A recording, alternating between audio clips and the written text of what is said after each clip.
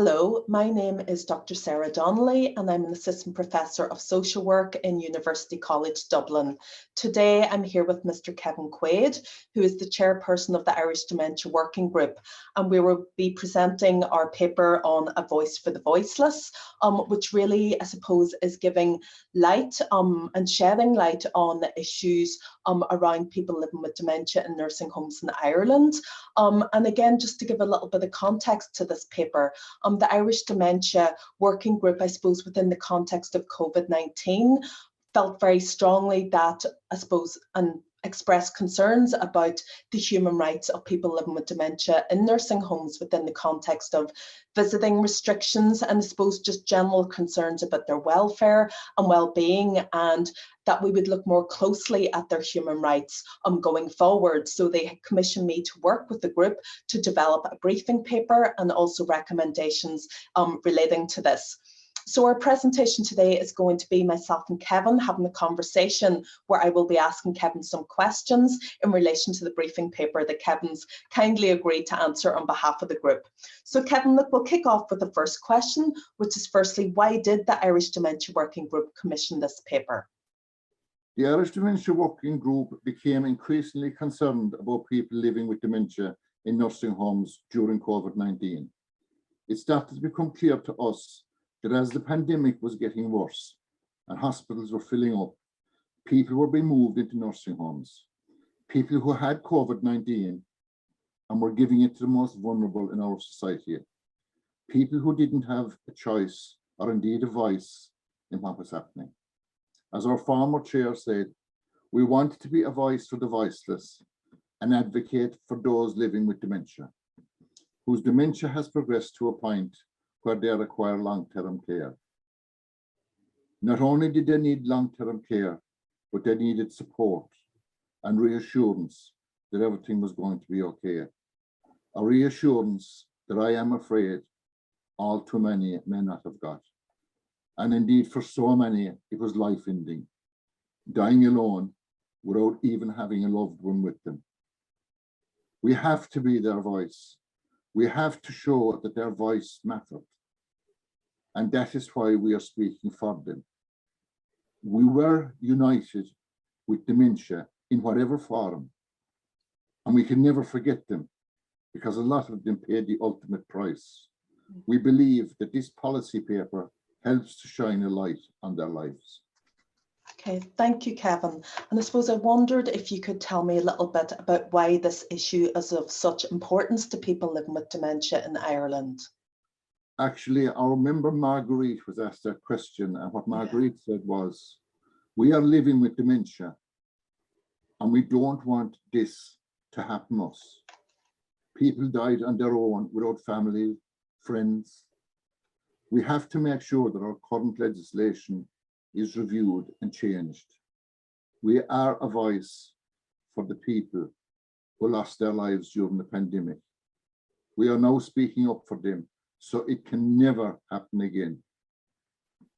We still don't know the exact number of residents who died in nursing homes during the pandemic, let alone how many of these people were living with dementia.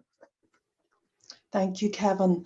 And my next question really is, what impact did COVID-19 have on people living with dementia in nursing homes in Ireland? Again, our member Judy was asked this question, and Judy said, many people died, and unfortunately, as a result of relatives being excluded from visiting nursing homes, many residents died alone, causing unimaginable levels of pain and distress to residents and relatives. Yeah. Many residents with dementia became withdrawn and depressed, sometimes not understanding why loved ones were no longer visiting. It has been reported that people living with dementia felt abandoned and lost cognitive and motor skills, including fundamental skills such as the ability to speak, eat, or drink. Family members often continue to provide practical, physical, and psychological care to their relatives in nursing homes and act as an important care partner. During the pandemic, this care was no longer available, resulting in many residents receiving lower levels of care and attention. Many nursing homes introduced window visits where their residents, family or loved one would stand outside the window and try to communicate through the glass. This caused huge confusion and frustration for so many living with dementia, as they could not understand why their loved one was outside.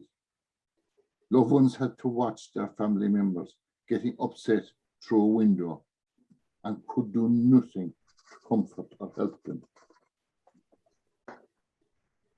There were many adverse consequences for family members when visiting times were limited and restricted. This shows policies and practice have not complied with human rights approaches and the people living with dementia's right to a family life. Thank you, Kevin. And look, I suppose probably one of the most important questions really is, who do we need to engage with to advocate for change in this area? And as this was a group, again, it was Jury answered this question for us. He said, number one, our government, the Department of Health. The Department of Health's responsibility is to improve the health and well-being of people in Ireland by delivering high-quality health services. He said the Health Information Quality Authority, also known as HIQA, is an independent authority that exists to improve the health and social care services for the people of Ireland. Nursing Homes Ireland is a national representative body for the private and voluntary nursing home sectors. There are over 460 such nursing homes in Ireland, providing care to over 25,000 people. And nursing homes that avoided COVID-19. How did they avoid it? Let's share the learning. We are engaging with these departments and bodies to ensure that change is made and this never again happens. And if we don't hear from them, we will keep knocking. One-line replies will not be accepted. We need firm assurances that these procedures and systems being put in place so this never, ever happens again. We do this in their honor of the honor of the people who have lost their lives. Thank you very much, Kevin, for sharing your thoughts, and thank you very much for watching. And that's the end of our presentation.